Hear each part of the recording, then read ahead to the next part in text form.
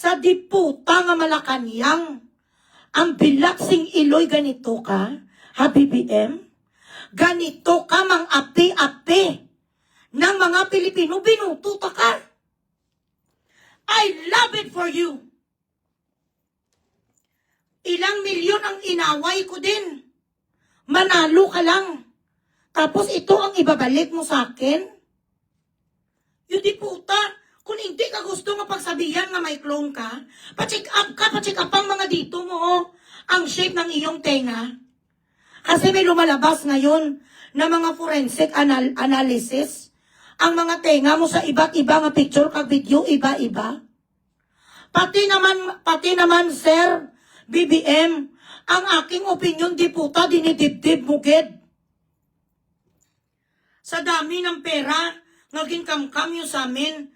Pati ang kunti nga kinikita naming mga nagablab-blab, putang ina. Napapansin nyo pa, wala kami ganito, silipin mo man NBI. NBI, silipin nyo man ang mga iho, diputa, nga bilyones to kay Kimbaw. Yung napapabalita din, nga apparently nagtanggap ang mga bilagsing iloy sang malita, nga ang kay Bugres nga diputa sinsilyo lang. Bakit ka ganito, BBM? Mr. President, wala kang awa. Ang maliliit nga mga tao, ginaisgan mo, sir.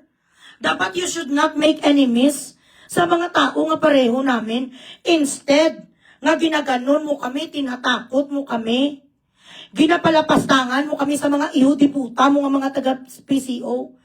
Hindi ka nagabasa, sir, sang The Art of War. Hindi ka, sir, nagabasa, sir, sang libro na ganito, sir, sandali, ah.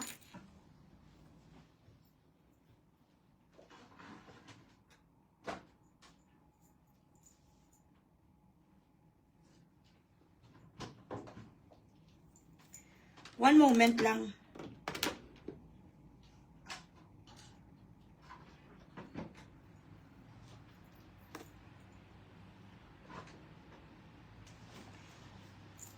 Dapat nagabasa ka nito, oh. The 48 Laws of Power by Robert Greene. Dapat ganito, sir.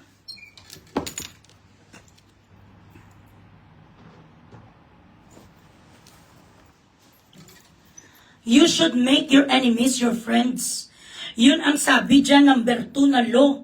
Sa 48 Laws of Power, hindi mo dapat ginaitsapuira or hindi mo dapat lalo nga ginagawa mo enemy ang mga tao na ayaw sa'yo. Dapat kino-convert mo na as friends. Kung gusto mo talaga nga lahat ng tao matanggap ka at ipaglaban ka, ang liliit lang namin. Bakit mo kami pinapahabol, diputa? Gina-power trip mo kami? Just because we have different views, Mr. President, masyado kang malaking tao para ginapatulan mo ang mga simpleng mamamayan at ordinaryong tao na katulad ko. Katulad ng ibang mga vloggers din na ginapang isdan mo. Nga ginapang isgan mo, sir. Dapat hindi ka ganon. Presidente ka, property ka ng public. You're a public property. You should accept scrutiny. You should accept criticism. Huwag ka dapat pikon. Ito ang kapalit sa mga bilyones na napunta sa inyong bulsa. Diputa, dito na nga lang. Masyado kayong mapang-api sa amin nga mga Pilipino. Sa mga ordinaryong mamamayan. Ginagamitan nyo sang inyong power na kami lang naman ay nag-express. Nag-express lang kami ng aming mga opinions. Napakapikon mo. Kung gusto mo mawala sa isip namin, wag mo kaming dalhin sa mga jumping jack at sa mga jogging mo. Magpakita po kayo sang legit, comprehensive overview, proof of life, nga ang itong lumalabas ng mga analysis sa mga tao, nga mga tenga mo, hindi pareho ang shape, iba ang loob ng tenga mo, mga ganon, ang height mo hindi na pareho, ang demeanor mo hindi na pareho. Ang totoo nga presidente, 5'4" lang. Tapos ang sabi nila, ang clone niya 5'8". Paano? Ano na lang ang gagawin namin? Sir, hindi kami pwede magreklamo. Komunista na ba ang Pilipinas ngayon? Mapang-api ang administrasyon mo, BBM. Napaka-vindictive mo nga klase sang leader. Sobra ka pa kay sino ni gani ang sa Vietnam bala before ka Cambodia bala guys. Sa Cambodia sino ang pangalan sa kanilang supreme leader? Mapang-api kayo sa mga tao nga mga ordinaryo lang, dapat you should have seen this coming.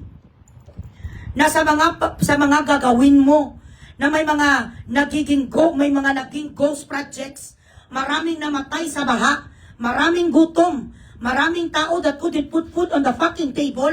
Dapat na-anticipate mo na to. Ito ang kabayaran sa mga pera na hindi na namin mahanap. Total may bilyones ka naman, Bilat Singiloy. Hayaan mo kami sa ekspresyon ng aming kalayaan. Hayaan mo kami mag-express ng aming kalayaan sa pagrason, sentimiento. Bakit kailangan namin sumunod sa inyo? Sa lahat ng inyong patakaran? Kunting kimbot di puta akusar? Hindi kayo naiya sa sarili nyo? Sa dinami-dami ngayon, ginpapilan nyo ang ilang thousands of drivers para bigyan nyo sang ayuda na 5,000 lang naman. May naimatay to ho. I don't know kung natigok. Namatay ba yon yung driver? Did he die? Correct. Si Pulpot yan. Do si Pulpot ka. Ayaw ni Pulpot sa matalino. Ayaw ni Pulpot sang doktor, sang scientist. He would ask people, did you watch Killing Fields? Try to watch it. It's a really good movie. You would see that a leader or a dictator's demeanor, ayaw nila ng mga matatalino. They want people who are expressive, opinionated. They want to eradicate people like me. Di puta kadamo-damo na Bilat Singiloy sang nakuha nyo sa amin. Pati Bilat Singiloy ang kalayaan namin na mag-express ng aming mga nararamdaman. Ipagbawal mo rin. Palitan mo pangalan mo, Pulpot. Sobra ka manimo yan. Hindi, pangit ang akin. Malayo ako sa aking wifi. Kasi ang bahay namin ga-circle siya bala? Naga-circle siya, so may basta malapad siya na-circle. Namatay, Bilat Singiloy, namatay ang driver. Pinapila nyo ng ilang oras, gataginti ang init. Grabe ang init, mga ihudi puta mo, mga assistants mo.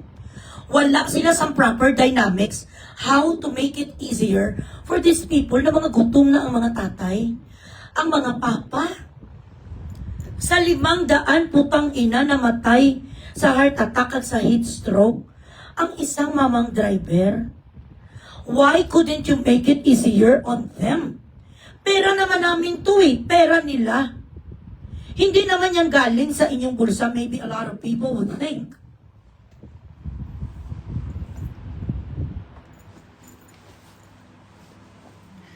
Actually, dapat hindi to ayuda ang tawag. Dapat ditong tinatawag rebate. Hindi to ayuda. This is not help. This is our money. Contribution. The contribution that we've been giving this contribution every time we pay EVAC. Every time we pay excise tax. Every time we buy too big pagkain, fish, groceries, anything na meron sang resibo, na nagsasaad dyan na meron tayong EVAC. Wala labot sa EVAC, may VAT, may EVAC agad. So this is not help from them. They are obliged to service us. Hindi natin to utang na loob sa kanila. Ayala, nagaling sa bulsa nila, yuta, ni katiting Bilat Singiloy kahit 5. Walang ambag ang mga tao sa gobyerno dyan. Pera ng taong bayan ang pinamimigay. In the event there are things, that transpires like this. Ang mga pandemic na pinamigay noon ni Tatay Digong, kaya lahat tayo hindi namatay dahil tama ang pag-ayuda ni Tatay Digong. Mabuti nga siya ang presidente natin noong 2020. Paano na lang kaya Bilat Singiloy kung hindi siya ang presidente that time? Milyon siguro ang namatay. Pipirahin sa mga magnanakaw ang lahat nga vaccinations. Pinira ganin sa mga alpotology nga grupo ni Karin. Ang anong ganito pangalan to? Vixissia, ano pangalan to man? Wala na ngayon sang freedom of speech, sir. Maya kayo, sabihan mo ning gago mo nga kuha nga PCO. Huwag masyadong obvious putang ina sa pag-implement ng martial law. Huwag masyadong obvious sa pag-implement nyo to zip the mouth of people like me who wants to use the inherited rights given by our ancestors. Ikaw gani puta, hindi ka nga namin mapigilan. Kung ano-ano ang mga isprekitik mo, tigin-investigate ka rin sa NBI. Nga mali ang pagsalita, mali ang pagsabi mo sa iyong report, may vlogger ka, pati pagluto-luto nyo just to make it look like that you are standing, that you could cook, that you could do this. That's fucking baloney.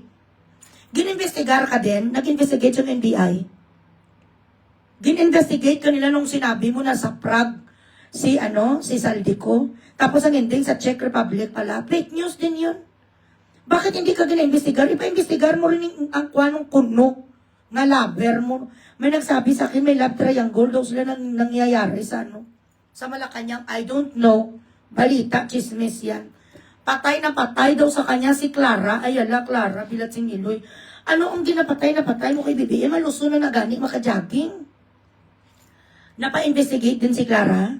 Naging kuha nyo ang credit. Ng credit grabbing kayo.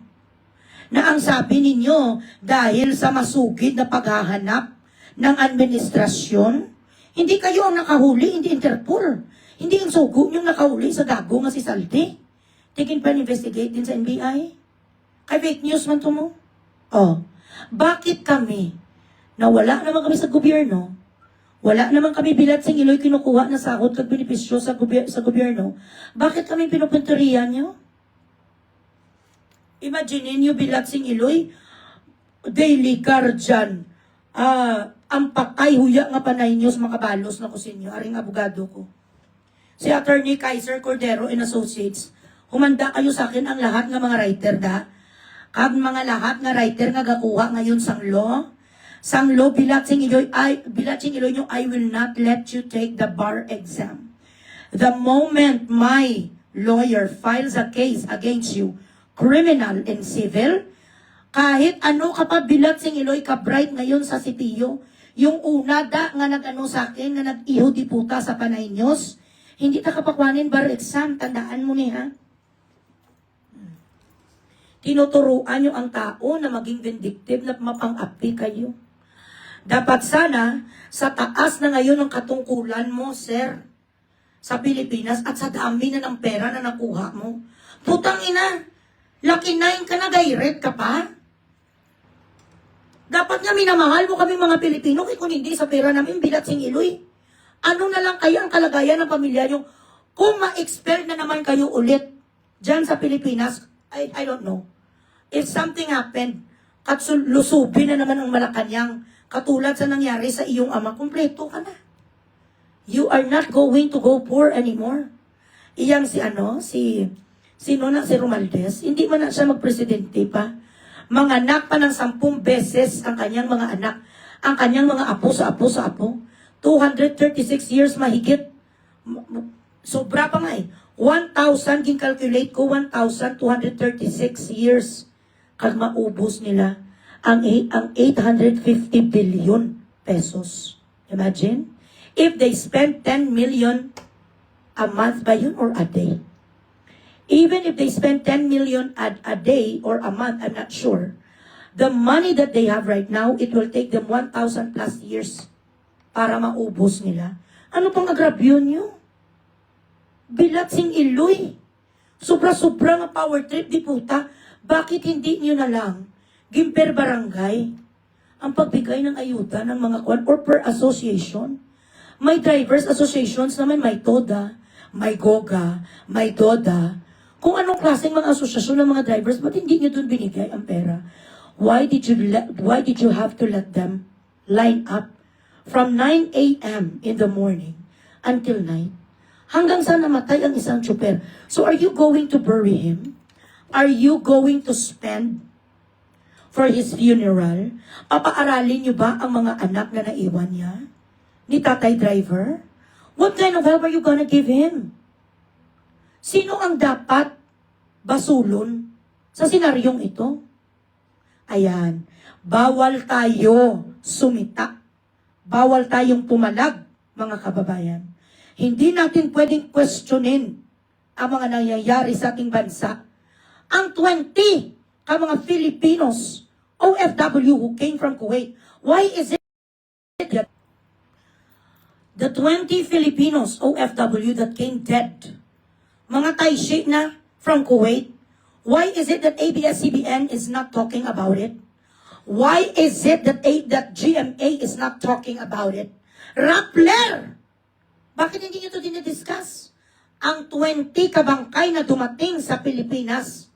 Why are you focusing on a simple, why are you focusing your fucking news sa isang vlogger na pareho ko na private citizen ha, does not even reside in the Philippines anymore for a long time?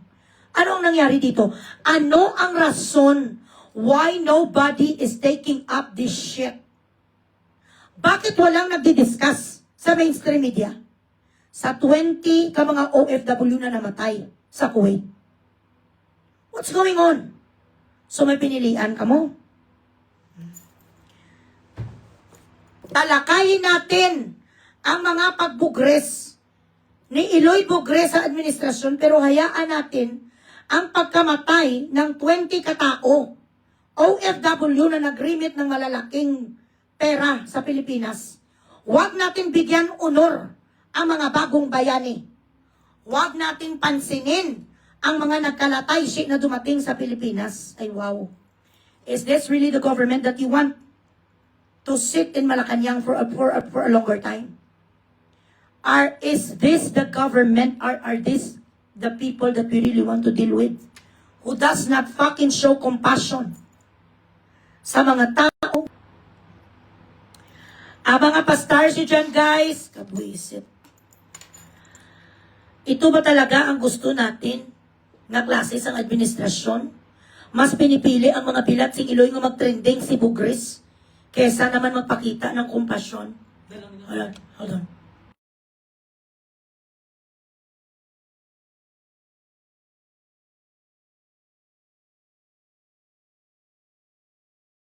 Napakabayas ang mga iho di puta ng mga kwan media. Bayas ang mga bilat sing Iloy. Nakikita nila, bawal ngayon di puta ito. Ang pagsalita ko na to, they're going to take it against me again. It's okay. Why should I not honor or give attention to my fellow OFW who came back to the Philippines dead? Nakakabaong na sila nakabox. Bakit walang pugay na binigay sa kanila? Bakit hindi napabalita sa mga bilat sing Iloy? Bakit hindi ginapatrend ang namatay na mamang driver sa 5,000 na nagpila ng ilang oras? Ganito tratuhin ng administrasyon tayong mga Pilipino, and yet ako na nag-expose, na nagsasalita on our behalf. Because not everyone has the courage like me. Not everyone is as brave as me. Ako na nagsisilbi dito na representative nyo. Ako ang inaaway. Bilat sing Iloy, gumising kayo. Gumising kayo, putang ina. Mabuti nga hindi nyo ni kaano-ano ang mga umuwi na patay. Ano ang benepisyo na binigay sa kanilang pamilya? Anong tulong ang binigay sa kanilang pamilya? Meron bang importansya na binigay ang gobyerno natin? Kahit si Tulfo. Hindi ni Tulfo kinidiscuss. What happened to this Tulfo brother, sir? Filipinos used to run to you for help. Especially si Senator, sino nga pangalan niya? Erwin. Rafi pala. Especially you. Why are you not active anymore? Senator Rafi Tulfo, I voted for you too. I love it for you. Kahit nahahambugan ako sa iyo, na minsan may pagka-impartial ka din, at hindi ka rin tama, sumusubra ka rin minsan. But still, I still look at the side of you that you are kind, galanti ka rin magtulong sa mga Pilipino na walang pera. What happened to you? What happened to Erwin Tulfo? Where is your dignity? Why can't we come to you for protection anymore? This is the sad truth, ladies and gentlemen. Paunti-unti nabibili yung mga tao na dating lumalaban para sa atin. Nabibili na sila ng maleta. Lumalabas ang totoong nilang mga kulay na they are also weak when it comes to cash. I don't know. But these are the things that has been, come here, baby boy. These are the things that we've been hearing from the grapevine. Tapos bilat sing Iloy, ang mga katulad ko nga ahay, nagapa-Gcash lang ko dito ng mga kukunti lang galing di puta sisilipin pa ng NBI. Iyutan nyo eh! Ang mga pastars nyo, share the live, guys. Sorry lang ha, napakapangit talaga ng aking I'm very sorry, napakapangit talaga ng aking wifi.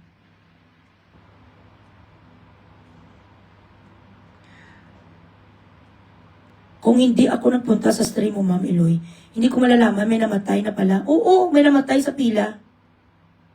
Hindi na ako nakapanood. Hindi nila ninews. Isyo sa nakawan, bulag na sila kagpipi.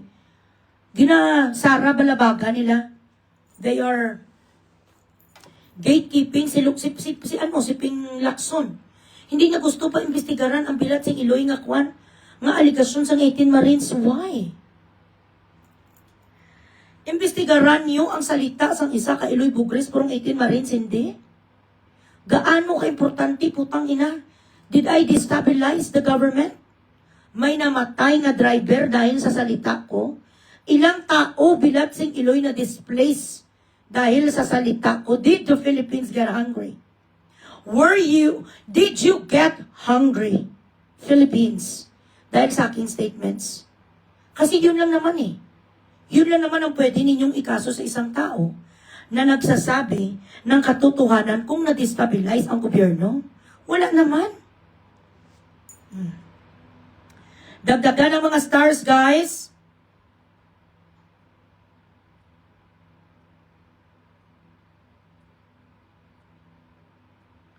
I don't want you Muslima to I don't want you to mention any vloggers here.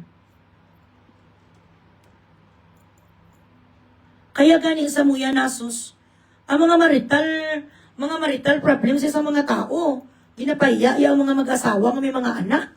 Ay, ang putsi mo, si Rafi, ang ganda noon ng programa, pero ngayon puro naran mga kabit-kabit. Mga lalaki na tumanggap ng mga kwan, mga padala ng mga gagagaga, ng mga Pilipina, mga Jabayuki. Ang mga Pilipina nga nagatanggap sa mga pera, sa mga AFAM, mas kinakambihan mo ang mga AFAM kaysa sa Pinay. Sir, bago na sila sir kumuha ng Western Union, sa mga manyakis ng mga Amerikano, kag mga taga-UK, mga Australian sa mga AFAM, ginasupsup na nila sir ang kanilang mga kwan, mga utong. Ginapinggir na nila sir ang kanilang mga putay, nagapakasarap ng mga gago nga Amerikano. So kung ano man ang binigay sa kanilang ayuda, ano man binigay sa kanilang pera, amanos. At wala ka na diyang pakialam kung ano ang hassle ng mga Pilipina para mabuhay. Kung nagpinggir man siya, sir, sa internet, para mabigyan sa control number ni isang mga gunggong tingabayat siyang Iloy, nga mga Amerikano, that's her hassle. Hindi na sa istapa, sir, yan ang tinatawag survival. Because you could not provide proper livelihood to people like them who did not go to school. So instead, bawal magbaligya shabu. Hindi pwede magbaligya marijuana o CBD oil. Hindi pwede bilaksing Iloy magprostitusyon. Hindi pwede magnakaw lahat, bawal. Hindi sila pwede diputa Hindi sila pwede magdiskarte. Hello? Yeah?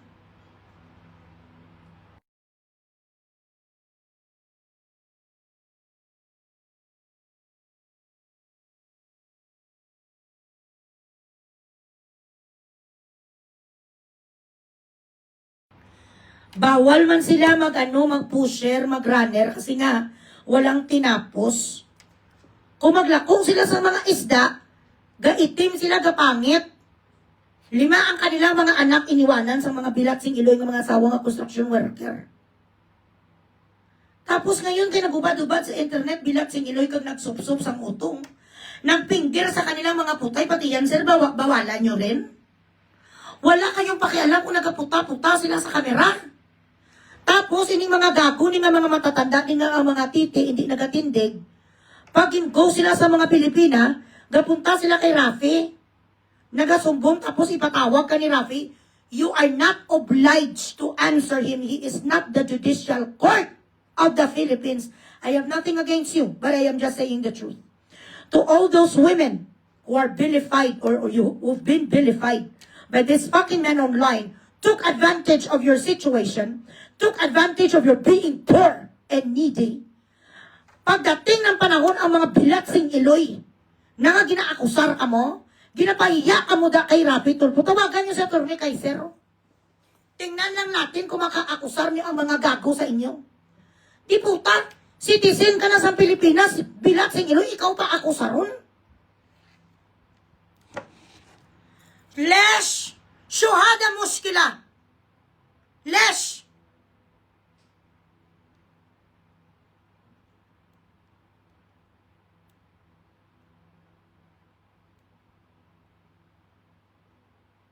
Ano ka? Kung nga panawag kayo sa akong bilatsing Iloy ka? Sino kayang gago ka? Mga buisit ni mga Nigeria ni Blau. Kaya kung nagsinggit ko, share the live guys. Ang mga pastars nyo muna dyan.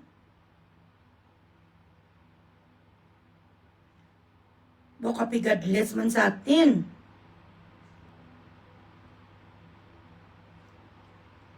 Though hindi naman tayo makarely on you. Share the live.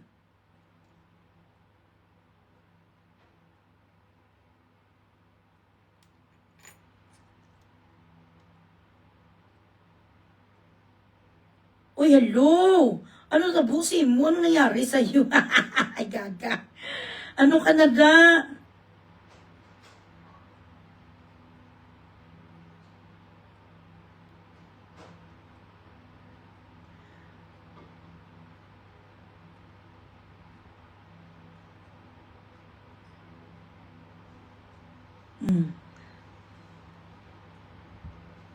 Tapos sa mga ay, ambot na lang ah.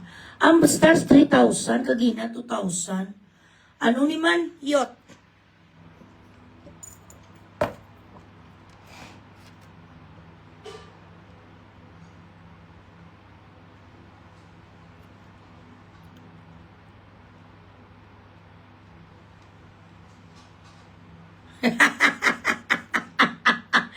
Gaga pareho lang tayo ng kapalaran. Ilang beses ba kung sinunog ni Meta? Aragay.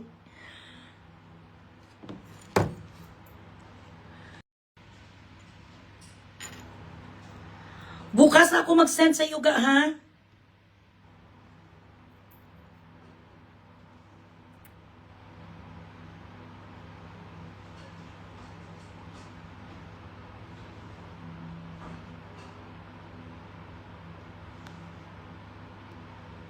Sino ni siya, Roselyn?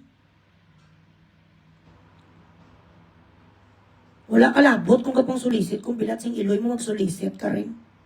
Pakialam mo. November Rose. Iloy, I just want to apologize for not liking you in the beginning, but now I am your avid fan. I find myself becoming more knowledgeable about anything in life. I believe this is your life's purpose. Sino ni siya, Rose Ponce Baco, pa-check be. I have trust issues. I don't believe you. I'm sorry. Stanley Gale, puro pananakot, putang ina NBI ko no, at Tyra pero magnanakaw sa Kabanambayan, correct. Hindi ako natatakot, ako ang klase isang tao. Ito talaga ang pinasasalamatan ko sa dugo ng aking ama na Spanish sardines. Ang dugo ng mga ninuno kung mga nanggaling sa Madrid, Spain. Hindi talaga ako tinatablahan sa takot. When you set your mind that any time of the day, God is going to take that life from you, that borrowed life from God anytime. Even if you just